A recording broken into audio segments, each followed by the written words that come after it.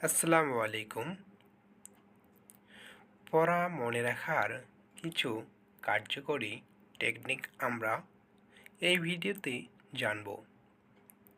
চলুন শুরু করা যাক।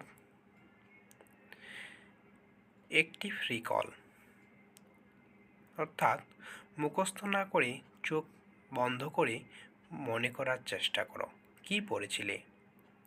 প্রতিবার পড়ার পর নিজেকে প্রশ্ন করো, আমি কি শিখলাম। 2 নম্বর টেকনিক স্পেস রিপিটেশন অর্থাৎ একটা বিষয় একবার পড়েই ভুলে যেও না, বরং কিছুদিন পর ছোট ছোট সময়ে তা আবার পড়ো।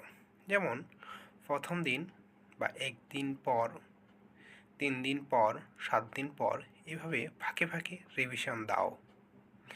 টেকনিক নাম্বার 3 মাইন্ড ম্যাপিং বা চার্ট ব্যবহার অর্থাৎ বড় বিষয়গুলোকে চিত্র বা ডায়াগ্রাম আকারে সাজাও, এতে করে বিষয়টা ভিজুয়ালি মনে রাখতে সহজ হয়।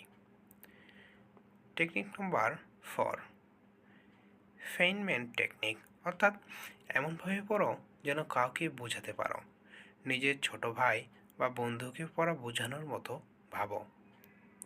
টেকনিক নাম্বার 5 নিজের ভাষায় নোট তৈরি করো অর্থাৎ বইয়ের ভাষায় নয়, নিজের ভাষায় লিখে নোট বানাও, এতে করে তথ্য ভালোভাবে মাথায় থাকে। টেকনিক নাম্বার 6 পর্যাপ্ত ঘুম এবং পানি পান।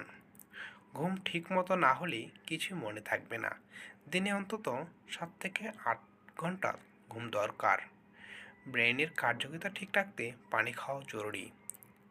টেকনিক নাম্বার 7 গান বা ছন্দে পড়া মনে রাখা অর্থাৎ কঠিন তথ্য বা তালিকা হলেও সেগুলো গান বা ছন্দে রূপ দিয়ে মনে রাখতে পারো।